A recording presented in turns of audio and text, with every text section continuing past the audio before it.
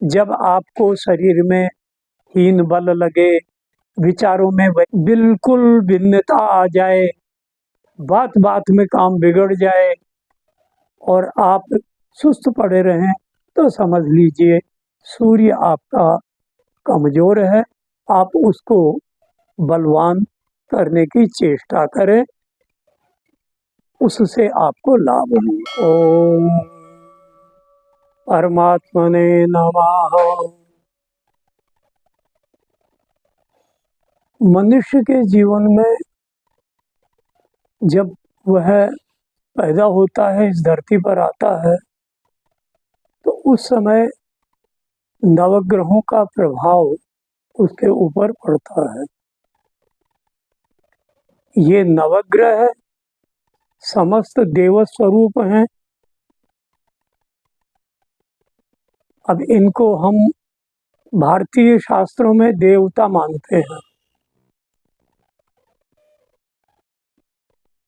पिंड स्वरूप अपनी जगह पर हैं, किंतु इनके द्वारा जो किरणें प्रभावित होती हैं, ये समस्त जीवों पर प्रभाव डालती हैं। जब भी मनुष्य पैदा हुआ तो सूर्य, चंद्र, मंगल, बुध, बृहस्पति, शुक्र, शनि, इन सातों ग्रहों का प्रभाव उस पर पड़ा। अब कहते हैं कि ग्रह 9 हैं, तो ये 2 छाया ग्रह माने जाते हैं, राहु और केतु। ये छाया ग्रह हैं।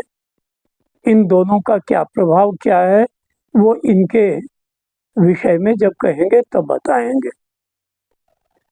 सर्वप्रथम हम लोग सूर्य को लेते हैं। भगवान सूर्य क्या है? तो ज्योतिष में आचार्यों ने और सनातन धर्मावलंबियों ने और वेदों ने कहा है कि सूर्य आत्मा जगतस्तस्तु। सूर्य आत्मा है।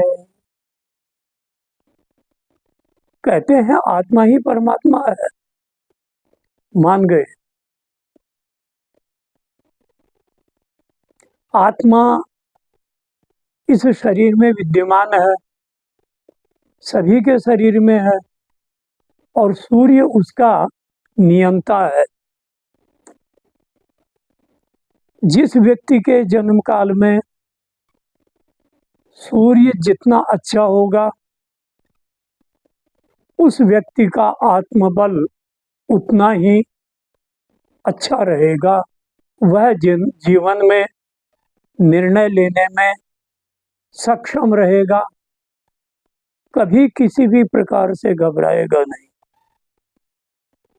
सबकी सुनेगा और निर्णय अपना लेगा। उसका निर्णय ठोस होगा। आत्मबल मिलने पर व्यक्ति कभी भी अनुचित निर्णय नहीं लेगा। अब ये आत्मबल कैसे मिलता है सूर्य से? तो सूर्य की राशि बलवान हो, सूर्य सिंह राशि का स्वामी है। सूर्य की राशि बलवान हो, सूर्य स्वयं बलवान हो, प्रकाश तो रोज देता है, किंतु बलवान की ज्योतिष शास्त्र में परिभाषा है उच्च का हो, स्वराशि का हो, अपने नवमांश का हो,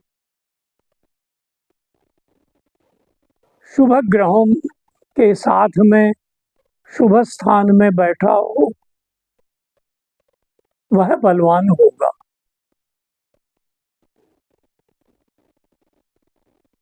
आचार्य वराहमिहिर ने कहा है, कालात्मा जगत। काल का आत्मा सूर्य है। इस समय का आत्मा सूर्य होने के कारण वह सब प्रकार से व्यक्ति को पुष्ट करता है। कदाचित सूर्य नीच का हुआ, अशुभ स्थानों में कुंडली में बैठा है, चंद्र कुंडली में भी अशुभ हो गया, गोचर से भी अशुभ हो गया, तब क्या करें? तो उसके लिए सूर्य को बलवान करने के उपाय हैं। इनमें अपने शास्त्रों में 4 प्रकार के उपाय बताए गए हैं। प्रथम है व्रत। व्रत कीजिए। किसी भी ग्रह की शांति के लिए उस ग्रह के वार के दिन नमक रहित भोजन करना, यह उचित व्रत हुआ। हाँ, नमक न खाने से उस दिन शरीर में सुस्ती आएगी, किंतु यदि उचित फल चाहिए तो उस दिन बिल्कुल नमक का परित्याग ही कर दे।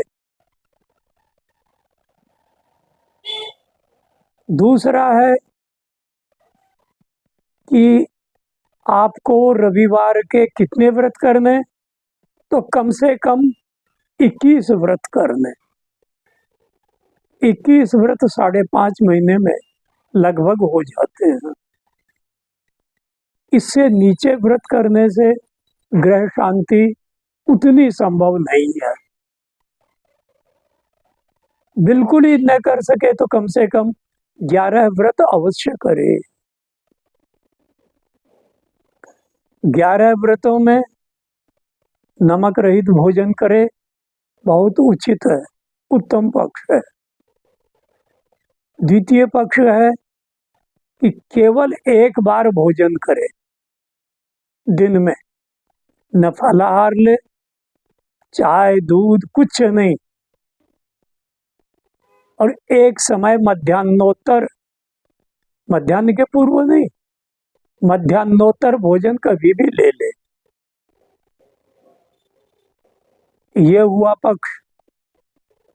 उस दिन प्रातःकाल स्नान के बाद भगवान सूर्य को अर्घ्य दे। अर्घ्य देने का वायु पुराण में विधान आया है कि ताम्र पात्र, तांबे का लोटा, उसमें लाल चंदन घिस करके थोड़ा सा मिला ले। पानी में कभी भी यूं अंगुलियां नहीं डालनी, अशुद्ध हो जाता है वह जल। 2 बूंद गंगा जल हो तो गंगा जल डाल दिया,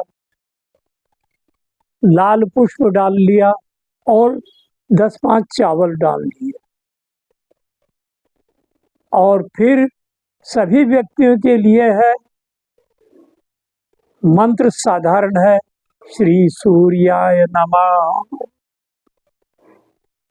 अर्घ देते समय कभी यूं सिर के ऊपर नहीं ले जाए, इतना इन कंधों के समानांतर हाथ रहे, यूं प्रसाद हाथ फैला करके और भगवान सूर्य को अर्घ दे दे।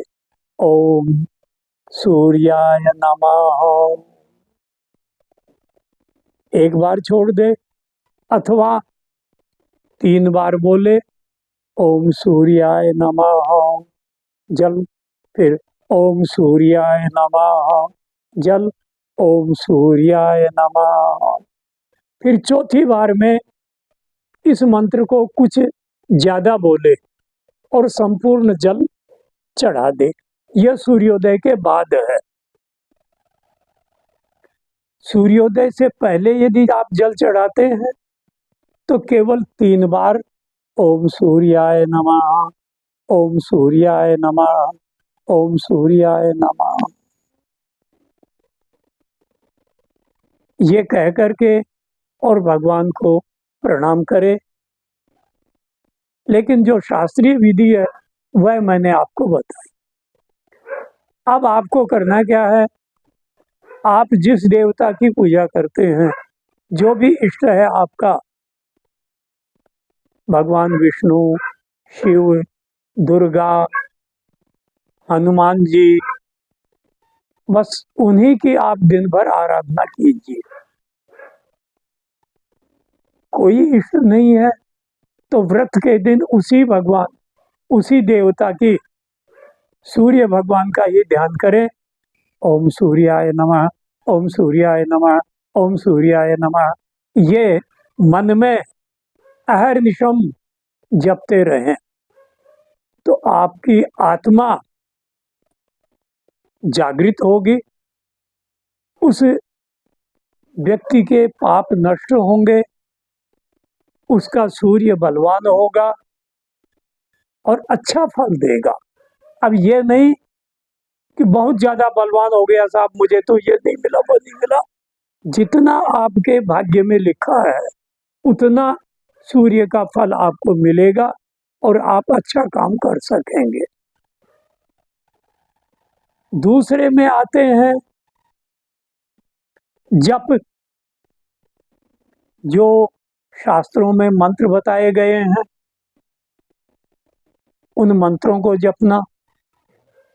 तो मंत्र की संख्या कितनी जपनी ये निर्धारित है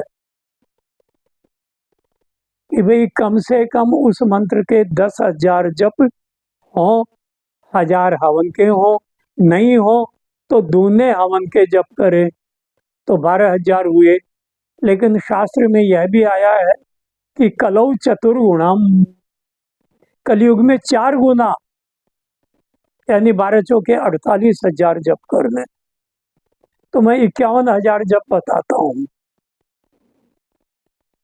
छोटे मंत्र हैं उनको 51,000 जपे व्यक्ति स्वयं कर सके, बहुत अच्छी बात है। यदि समर्थ है, धन खर्च कर सकता है तो विद्वानों से कराए। अनुष्ठान हो गया तीसरा कि निष्ठावान व्यक्ति जो भी पंडित गायत्री जापक अनुष्ठान करता है उसका किया हुआ अनुष्ठान तुरंत फलदायी होता है। अब तुरंत का अर्थ है कम से कम 3 महीने, 90 दिन।